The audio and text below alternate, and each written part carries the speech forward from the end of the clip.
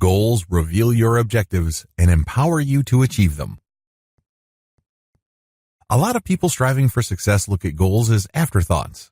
They think that they are just things that they need to set up on their way to ultimate success. They kind of look at them as necessary evils.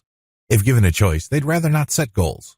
They would just rather follow their passion or just do what excites them and eventually achieve success. At least this is what they think.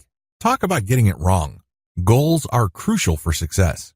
In fact, they're so crucial that even unsuccessful people know this. How come? Goals provide you with a map. At the very least, you can see what happens before, during, and after you achieve your goal.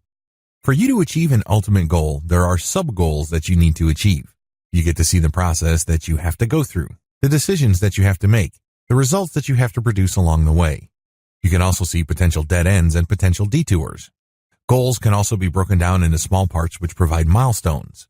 And once you have everything broken down, you can then apply a timeline. This pushes you to take action so that you get to a certain part of your success journey by a certain time. The big problem with goals. Goals are fairly easy to explain. They're fairly easy to understand. But the problem is, most people still don't manage to achieve them. Why? Well, setting up goals is one thing, achieving them is another. This is due to the fact that most people view goals as something that they should work for. They are optional. We can pursue them only when the time is right or when we feel we have the right resources. Most of the time, people have no sense of urgency when it comes to their goals. They don't put themselves in a position where they feel they have to do or die. In fact, given most people's attitudes towards goals, it would be safe to say that they essentially function like some sort of large-scale to-do list. This is a far cry from how successful people deal with goals. Successful people let their goals define them. Successful people look at goals in a completely different way. First of all, they start with their passions, and then they craft goals around them. For example, you are passionate about writing for a living, so your goal is to become a professional freelance writer. You start with a passion, and then you transform it into a goal that is tightly linked to your core passions.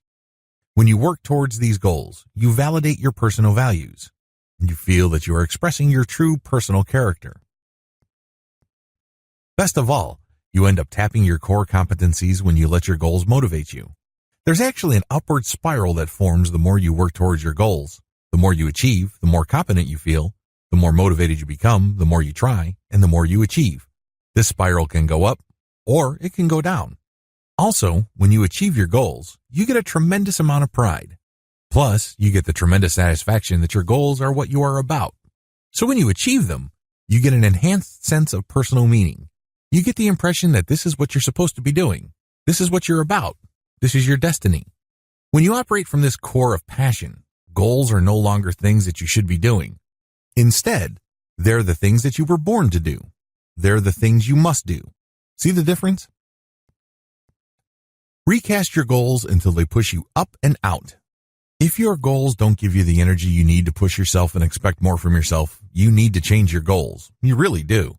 Don't think that you have to stick to your goals just the way they are. Your goals are not set in stone. They are simply tools. Treat them like tools. First, you need to redefine your goals. What truly is at stake? Is this just a simple matter of getting certain things done by a certain date? Or is this a matter of you living up to your highest potential? Is this goal all about you pursuing your life's destiny? Recast the goal by asking yourself, what would success mean to me as a person? How does achieving this goal relate to my highest values and my value as a person? When you redefine and recast, you can then refocus. But if you look at your goal as essentially linked to the values that mean so much to you on a personal level, you can get a lot more energy. This is just not one set of things that you do on a day-to-day basis. This is what actually gives your life meaning. This is what actually gives you purpose to get up day after day.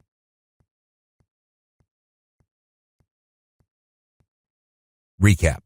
Goals must do the following. Otherwise, you need to redefine, recast, and refocus them. First, they must energize you. To do this, your goals must give you a sense of why. When you go about your goals, you gain a sense of purpose. Your life is no longer random. You're no longer doing things by accident. You're no longer doing things based on how you feel. Instead, you're doing something because this gives you meaning. This gives you purpose. Next, goals must direct you to action. They give you something to aim for. They give you something to focus on. Goals must, at the very least, instruct you. This means that you are focused on how to do things and what to do. Finally, your goals must be capable of being broken down. This is crucial because if your goal is something that is amorphous and distant or symbolic, they're not going to help you make changes. You're not going to achieve success because it's too theoretical. At the very least, your goals must be capable of being broken down into the following. You can turn them into sub-goals and daily to-do lists. That's the bare minimum. Also, make sure that when you look at your sub-goals and daily to-do lists that there are repeatable parts, so you can do them day after day, week after week, month after month, year after year. Look at each of these sub-goals and to-do lists and ask yourself if they're scalable.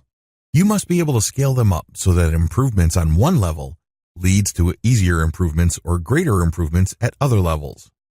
Another dimension of the right goals is the fact that they are measurable. You have to know whether you have actually achieved a goal. There has to be certain quality standards. And finally, when you're crafting your goals, you must be able to associate them with emotional states. You must be able to associate them with a sense of victory, a sense of purpose, and a sense of destiny. If that's not possible or if that's not happening, then you're doing something wrong. You're not really setting up goals. Instead, you're giving yourself a list of advisory things that you should be doing. Remember, people feel that they don't have the time, energy, or attention for things they should be doing. Instead, they focus on the things they must be doing. So your goals must be at that level. It must be one that you have to do day after day. It's as if you have no choice in the matter. The good news is that the more you achieve sub-goals, the more they become habits. Success is a habit, but for you to keep doing these things over and over, make sure all the elements I described above are present.